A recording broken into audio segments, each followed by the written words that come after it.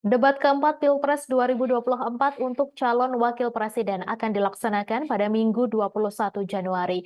Ketiga cawapres yaitu Muhaimin Iskandar atau Caimin, Gibran Rakabuming Raka, dan Mahfud MD akan tarung gagasan pada debat keempat dengan tema pembangunan berkelanjutan dan lingkungan hidup, sumber daya alam dan energi, pangan, agraria, masyarakat adat, serta desa.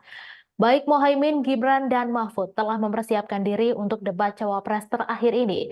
Diketahui setelah debat keempat, debat pungkasan akan dilaksanakan untuk para capres, yakni Anies Baswedan, Prabowo Subianto, dan Ganjar Pranowo pada 4 Februari mendatang. Dalam debat yang akan digelar hari ini, Caimin diminta untuk lebih lepas dan tidak terlalu sopan dengan anak juragan. Pernyataan itu disampaikan Wakil Ketua Umum PKB Jazilul Fawait. Jazilul mengatakan debat saat ini menjadi penting untuk mempengaruhi undecided voters yang belum menentukan pilihan. Sementara itu, Wakil Ketua Tim Kampanye Nasional Prabowo Gibran, Domingus Octavianus, mengaku optimis Gibran tidak akan mengalami kendala pada debat keempat.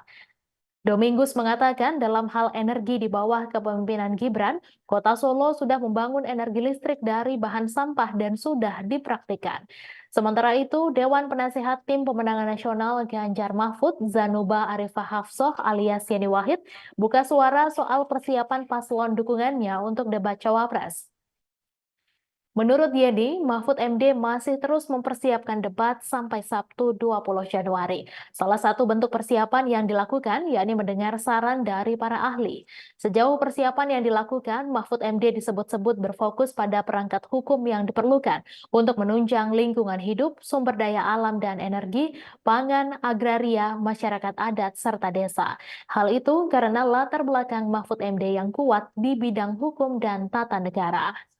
Download Tribun X sekarang, menghadirkan lokal menjadi Indonesia.